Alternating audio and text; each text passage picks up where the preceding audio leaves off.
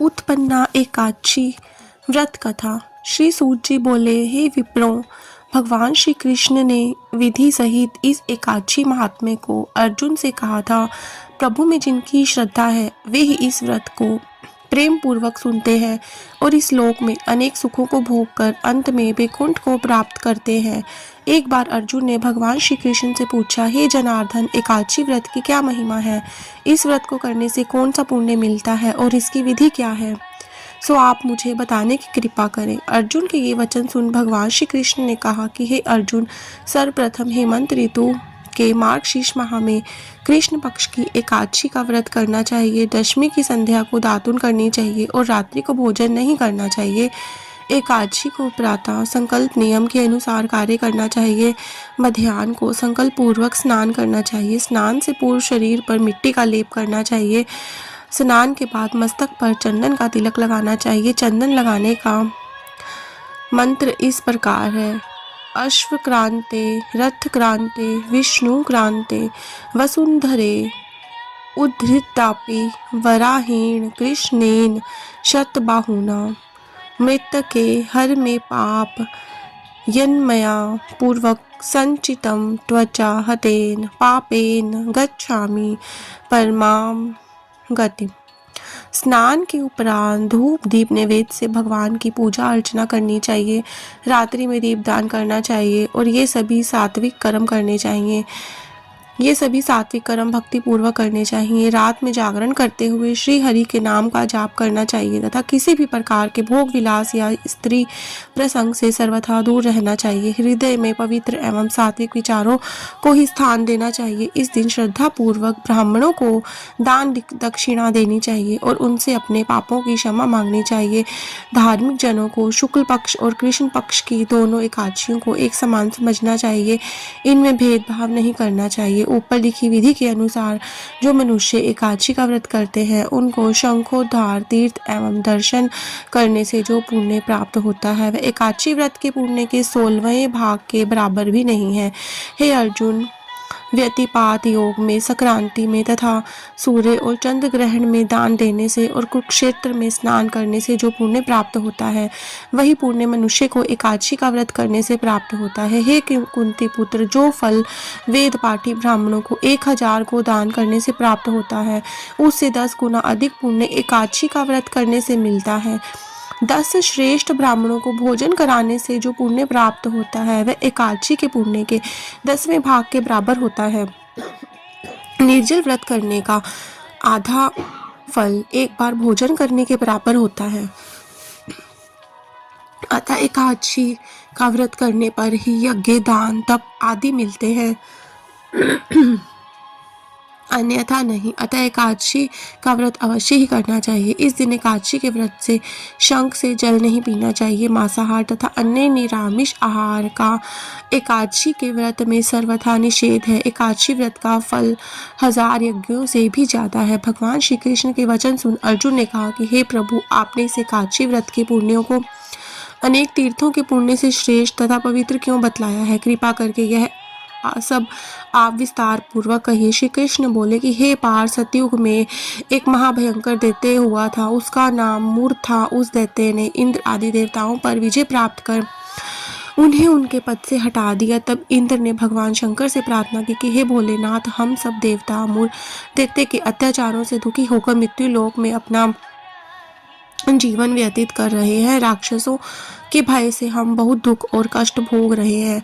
मैं स्वयं बहुत दुखी और भयभीत हूँ। अन्य देवताओं की तो बात ही क्या है। अतः हे कैलाशपति, कृपा कर आप मूर दैत्य के अत्याचार से बचाने का कोई उपाय बतलाइए। देवराज की प्रार्थना सुन शंकर जी ने कहा कि हे देवेंद्र, आप भगवान श्री हरि के पास जाइए।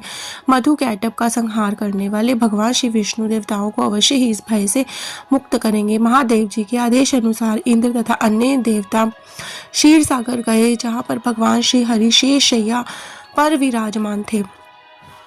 इंद्र सहित सभी देवताओं ने भगवान श्री विष्णु जी के समक्ष उपस्थित होकर उनकी स्तुति की कि हे तीनों लोकों के स्वामी, आप स्तुति करने योग्य हैं। हम सभी देवताओं का आपको कोटि कोटि प्रणाम है। हे दैत्यों के संहारक, हम आपकी शरण में हैं। आप हमारी रक्षा करें। हे त्रिलोकपति, हम सभी देवता दैत्यों के अत्याचारों से भयभीत होकर आपकी शरण में आए हैं। इस समय देवताओं ने हमें स्वर्ग से निकाल दिया है और हम सभी देवता बड़ी ही दयनीय स्थिति में मृत्यु लोक में विचरण कर रहे हैं। अब आप ही हमारे रक्षक हैं, रक्षा कीजिए। हे कैलाशपति, हे जगन्नाथ, हे हमारी रक्षा कीजिए। देवताओं की करुण पुकार सुनकर भगवान श्री हरि बोले कि हे देवगणों, वह कौन सा दैत्य है जिसने देवताओं को जीत लिया है? आप सभी देवगण किसके भय से पृथ्वी लोक में भटक रहे हैं? क्या यह दैत्य इतना बलवान है कि जिसने इंद्र सहित सभी देवताओं को जीत लिया है? तुम निर्भय होकर मुझे सब हाल बतलाओ। भगवान श्री विष्णु जी के इन स्नेहमयी वचनों को सुनकर देवेंद्र ने कहा कि हे प्रभु, प्राचीन काल में ब्रह्मवंश में उत्पन्न हुआ नाड़ी जंगम नाम का एक असुर था, जिसका मूर नाम का एक पुत्र है, जो चंद्रवती नामक नगरी में निवास करता है, जिसने अपने बल से मृत्यु लोक और देवलोक को जीत लिया है और सब देवताओं को देवलोक से निकालकर अपने दैत्य कुल के असुरों को इंद्र, अग्नि, यम, वरुण, चंद्रमा आदि लोकपाल बना दिया है। वह स्वयं सूर्य बनकर पृथ्वी को तपाता है और स्वयं मेघ बनकर जल की वर्षा करता है। अतः आप इस बलशाली भयानक असुर का संहार करके देवताओं की रक्षा करें। देवेंद्र के मुख से ऐसे वचन सुन भगवान विष्णु जी बोले कि हे देवताओं, मैं आपके शत्रु का शीघ्र ही संहार करूंगा। आप सभी इस समय मेरे साथ चंद्रवती नगरी चलिए। देवताओं की पुकार सुन भगवान श्री विष्णु तुरंत ही उनके साथ चल दिए।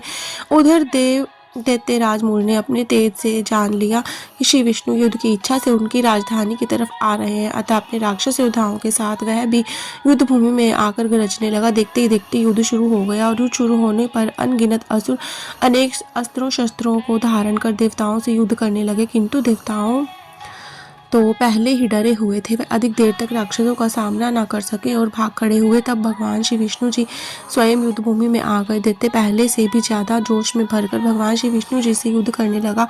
वे अपने अस्त्र शस्त्रों से उन पर भयंकर प्रहार करने लगे। दैत्यों के आक्रमण वारों से भगवान श्री विष्णु अपने चक्र और गदा के प्रहारों से नष्ट करने लगे। इस युद्ध में अनेक दैत्य सदा के लिए मृत्यु की गोद में समा गए, किंतु दैत्य राजमूल भगवान विष्णु के साथ निश्चल भाव से युद्ध करता रहा। उसका तो जैसे अभी बाल भी बांका नहीं हुआ था। वह बिना डरे युद्ध कर रहा था। भगवान विष्णु मूल को मारने के लिए जिन जिन शस्त्रों का प्रयोग करते वे उन सबको अपने तेज से नष्ट कर उस पर पुष्पों के समान गिरने लग जाते। अनेक अस्त्र शस्त्रों का प्रयोग करने पर भी भगवान विष्णु उससे जीत न सके।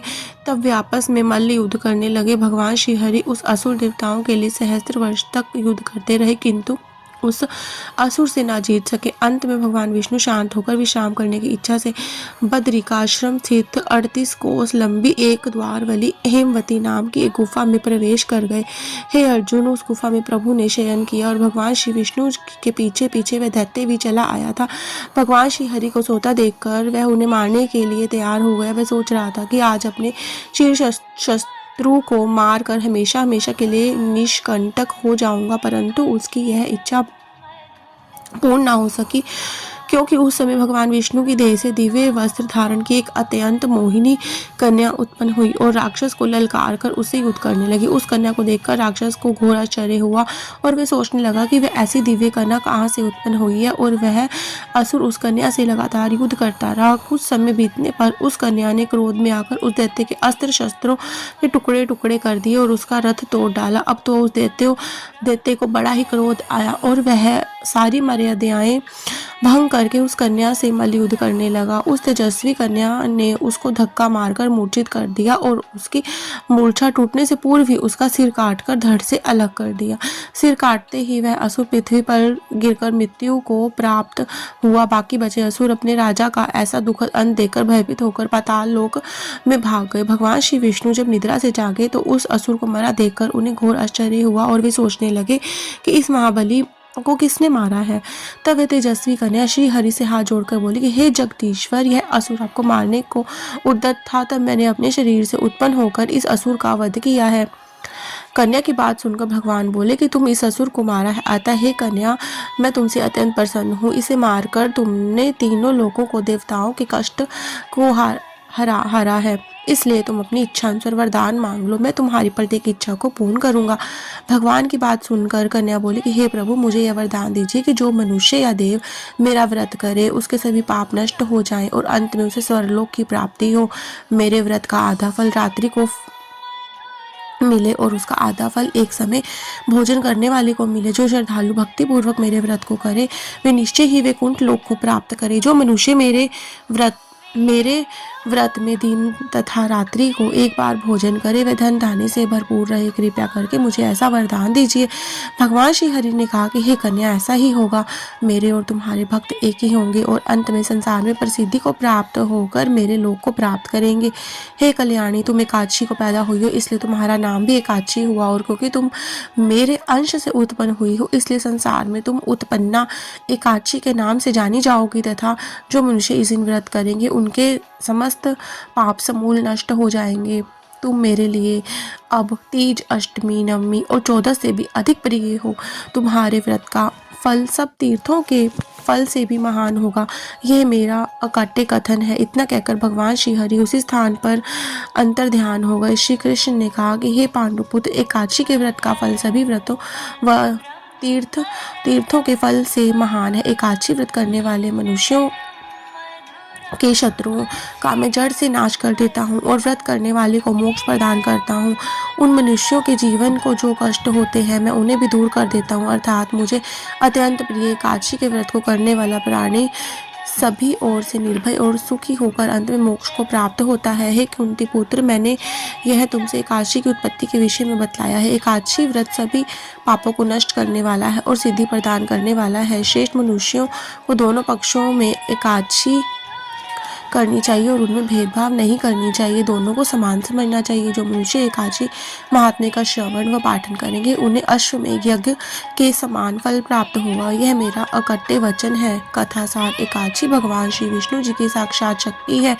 जिस शक्ति ने उस असुर का वध किया है जिसे भगवान भी जीत पाने में असमर्थ थे, उस शक्ति के आगे मनुष्य के पाप रूपी असुर भला कैसे टिक सकते हैं। जिस शक्ति ने देवताओं के कष्ट को हरकर उन्हें सुख दिया वह प्राणी मात्र को क्या नहीं दे सकती है। सुख, समृद्धि, शांति और मोक्ष समस्त सुख सहज ही प्राप्त हो जाते हैं। जय श्री राधे कृष्ण।